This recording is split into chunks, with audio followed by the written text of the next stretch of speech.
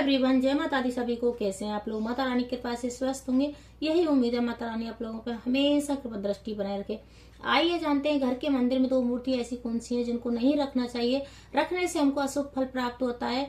और इसी टॉपिक पर मेरा वीडियो मूर्तियों के बारे में आपको बताने जा रही हूँ कि अकेले मूर्तियां कौन कौन से भगवान के अपने घर के मंदिर में नहीं रखनी चाहिए, जिससे हमको अशुभ फल प्राप्त होता है। और तीर्थ स्थल पर जा रहे हैं तो वहां से भी हम बहुत बड़ी गलतियां करके आते हैं। जो हम हर इंसान तीर्थ स्थल पर जाता है और उनके मन में यही विचार आता है कि हम तीर्थ स्थल पर आए तो मूर्तियां जरूर खरीद के लेके जाएंगे। तो देवी देवता की जो भी मूर्ति खरीद रहे हैं, ध्यान में रखने चाहिए कि हमें ये मूर्ति ले जाके घर में रखने से हमें अशुभ फल प्राप्त होगा। अगर हम पूजा पाठ करते हैं तो हमको शुभ फल प्राप्त होगा। अगर वो लोग पूजा पाठ कर सकते हैं तो मूर्तियों को खरीद के लाना चाहिए। अगर पूजा पाठ नहीं कर सकते हैं तो उनको मूर्तियां बिल्कुल भी नहीं खरीदनी चाहिए, इससे अशुभ फल प्राप्त होता है। अब आता है ऐसा कौन से भगवान है जिनको हमें कभी भी अपने घर के मंदिर में अकेले नहीं रखने चाहिए। तो जो भगवान विष्णु की जो प्रतिमा होती है, खड़े वाली कभी भी नहीं रखी जाती घर के मंदिर में, या तो बैठने वाली या लेटे हुए भगवान विष्णु की प्रतिमा रखी जाती है। और उनके साथ माता लक्ष्मी को जरूर रखना चाहिए। अगर भगवान विष्णु की अकेली है तो वो अशुभ फल देती है, और माता लक्ष्मी के साथ मूर्तियां अपने घर में विराजमान है तो शुभ फल देती है। और जो मूर्ति भगवान विष्णु लेटे हुए हैं और माता लक्ष्मी उनके पैर दबा रही है, ऐसी मूर्ति रखने से हमको शुभ की फल की प्राप्ति होती है। अब आता है, अगर माता लक्ष्मी की प्रतिमा भी अकेली रहती है, और खड़ी माता लक्ष्मी की प्रतिमा कभी भी अपने मंदिर में नहीं रखनी चाहिए, वो भी अशुभ फल देती है। तो माता लक्ष्मी को कभी भी अकेला नहीं रखना चाहिए और बैठने वाली प्रतिमा होनी चाहिए, या तो गणेश भगवान के साथ, या सरस्वती और माता लक्ष्मी और गणेश भगवान के साथ भी हो सकती है माता लक्ष्मी की, पर और भगवान विष्णु के साथ भी हो सकती है। पर अकेली मूर्ति को कभी भी माता लक्ष्मी की मूर्ति को नहीं रखना चाहिए। अब आता है कि हमें जैसे भगवान श्री राम भगवान को भी आपने कभी भी अकेले घर के मंदिर में किसी देवी देवता, बहुत लोग अनजाने में रख लेते हैं। जो पूजा पाठ अच्छे से विधि विधान से करते हैं और बहुत लोग उन चीजों को जानते हैं, तो वो घर के मंदिर में कभी भी अकेले भगवान की प्रतिमा नहीं रखते हैं। तो जैसे अब श्री राम भगवान है, उनके साथ माता सीता को भी रखा जाता है, और लक्ष्मण जी को रखा जाता है, और हनुमान जी को भी रखा जाता है। कभी कभी तीनों के जोड़े भी आते हैं, जैसे श्री राम, सीता माता और लक्ष्मण जी, और जैसे हनुमान जी का भी आ जाता है। अगर आप जैसे रख रहे हैं तो चारों का फ्रेम ला के रख सकते हैं। अगर चारों का नहीं है तो तीन का तो आपको जरूर लेके आना है।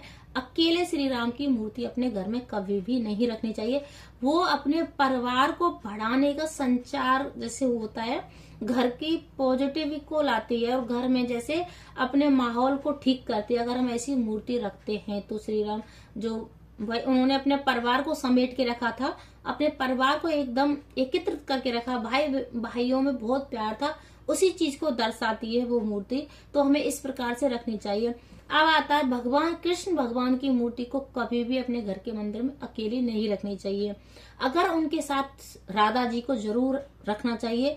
अगर भगवान लड्डू गोपाल की हम पूजा पाठ करें, आज के टाइम में हर इंसान लड्डू गोपाल जी की पूजा करते हैं, तो लड्डू गोपाल जी के साथ बहुत लोग राधा रखना चाहते हैं, राधा, और बहुत लोग नहीं रखना चाहते हैं। तो लड्डू गोपाल जी की पूजा हम कर सकते हैं अकेले में, पर श्री कृष्ण भगवान की जो मूर्ति होती है, जो घर के मंदिर में बहुत लोग रखते भी हैं, तो वो जोड़े में रखी जाती है, तो उससे शुभ फल प्राप्त होता है। अगर जोड़े में मंदिर में रखो या अपने कहीं भी जैसे डेकोरेट के लिए भी लगा देते हैं, कभी भी श्री कृष्ण भगवान की अकेली मूर्ति नहीं रखनी चाहिए। और राधा जी की मूर्ति उनके साथ जरूर होनी चाहिए। वो प्रेम को दर्शाती है और अपने घर का जो प्यार भरा माहौल होता है वो बहुत अच्छा होता है। तो इस प्रकार से आप मूर्ति को रख सकते हैं, कभी भी अकेली मूर्ति नहीं रखनी चाहिए। अब आता है कि हमें जैसे बहुत लोग हनुमान जी की मूर्तियों का भी लोगों को नहीं पता होता है। हनुमान जी की मूर्ति कभी भी खड़ी मूर्ति अपने घर के मंदिर में या दीवार पर नहीं रखनी चाहिए, टांगनी भी नहीं चाहिए। बहुत लोग ये भी बहुत गलतियां करते हैं, जो हनुमान जी की मूर्तियों को दीवार पर लटका देते हैं। और जैसे घर के मंदिर में अगर हनुमान जी की मूर्ति रखी है आपने, तो जैसे टांगना नहीं है, उनको बिठाना है। बिठा के मूर्ति, बिठाने वाली मूर्ति को ही घर के मंदिर में रखा जाता है हनुमान जी की। और सबसे मेन चीज होता है, हनुमान जी की मूर्ति भी कभी भी अकेले नहीं रखना चाहिए। श्री राम भगवान और सीता माता को साथ में उनके में रखना चाहिए। फिर आता है जैसे आजकल बहुत लोग शिवलिंग की, हर इंसान पूजा पाठ करने लग गया है, तो हर इंसान पूजा पाठ करता है तो शिवलिंग अपने घर में रखते हैं। और शिवलिंग का भी बहुत लोग, मैंने अभी भी वीडियो डालती हूँ, वीडियो में भी देखती हूँ लोगों को कि तुलसी माता का और शिवलिंग जी का, जैसे भोलेनाथ का बहुत मतलब उनका दोष लगा हुआ है, तो श्रापित है, इसलिए माता तुलसी उनसे दूर रहते हैं।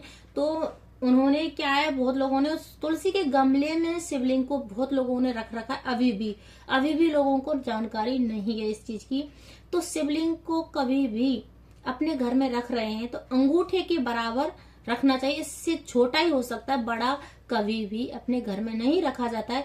घर के बाहर लोग बड़े मंदिरों में या बड़े जैसे कहीं भी स्थापना करा देते हैं, वहां पे रख सकते हैं, पर अपने घर के मंदिर में कभी भी मतलब अंगूठे से छोटा ही होना चाहिए, अंगूठे के बराबर शिवलिंग को रख सकते हैं, पर इससे बड़ा शिवलिंग नहीं रखना चाहिए, क्योंकि वो उसको आप संभाल नहीं सकते, उनमें जो एनर्जी निकलती है अपने घर में, तो वो मतलब क्रोधित के रूप में हो जाए और घर में लड़ाई झगड़ा बढ़ सकता है। तो कभी भी अपने घर में बड़ी मूर्ति कभी भी नहीं रखनी चाहिए। अब जैसे हम लड्डू गोपाल जी भी रखते हैं और शिवलिंग जी भी रख रहे हैं, भोलेनाथ को भी रख रहे हैं, तो उनसे जैसे हम लड्डू गोपाल जी पे बिना तुलसी दल के भोग नहीं लगाया जाता है, तो इस चीज का भी हमें ध्यान रखना है। उनका पानी भी, जैसे हम स्नान कराते हैं लड्डू गोपाल जी को और शिवलिंग को भी हम स्नान करते हैं, उनका पानी भी हमें मिक्स नहीं करना है। और जब हम भोग लगाते हैं लड्डू गोपाल का और शिवलिंग का, तो उनका भी जैसे दूरी बना के रखनी है तुलसी दल की वजह से, क्योंकि श्रापित है तुलसी माता। शिवलिंग का जो परिवार है, हमारे भोलेनाथ का जो परिवार है, उन पर कभी भी तुलसी नहीं चढ़ाई जाती, इस बात का भी विशेष ध्यान रखना है। और जिन बहनों ने गमले में तुलसी के गमले में शिवलिंग को रख रखा है, वहां से हटा देना चाहिए। ये भी मैंने बहुत लोगों को देखा है, बहुत लोग इस चीज को भी बहुत गलतियां करते हैं, तो इससे भी अशुभ फल प्राप्त होता है और पाप पड़ता ही है, आप सभी लोग जानते हैं। फिर होता है कि अपने घर के मंदिर में या घर में कभी भी, जैसे जो देवी देवता होते हैं, जो देवियां होती हैं, जो असुरों का वध करते हुए या किसी क्रोधित अवस्था में होती हैं मूर्तियां, उनको कभी भी अपने घर में नहीं रखना चाहिए, वो नेगेटिव ही रिजल्ट देती हैं, इस बात का भी विशेष ध्यान रखना है। कभी भी जैसे अपने घर में शनिदेव की मूर्ति नहीं रखी जाती है, और सब जैसे कई भगवान है, उनकी मूर्तियां अपने घर में नहीं रखी जाती हैं, अक्सर हर इंसान जानता है। और सबसे मेन चीज होता है कि लोग के पास इतना ज्ञान क्यों नहीं है, बहुत लोग बहुत ज्यादा गलतियां करते हैं, छोटी मोटी गलतियों से भरपूर हैं। तो इसी टॉपिक पर जैसे लोगों को देखना चाहिए कि छोटी मोटी वीडियो में जैसे शिवलिंग, जैसे तुलसी माता ने शिवलिंग रख रखा है, हनुमान जी की मूर्तियों को भी कहीं भी टांग देते हैं, तो इससे भी श्राप लगता है और हमें अशुभ फल की प्राप्ति होती है।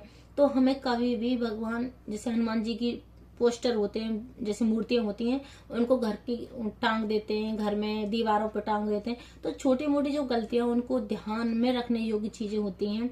और हनुमान जी की मूर्ति बैठी हुई अपने घर में रखनी चाहिए, बैठी वाली प्रतिमा, खड़े वाली प्रतिमा कभी भी अपने घर में कोई भी देवी देवता की नहीं रखी जाती है।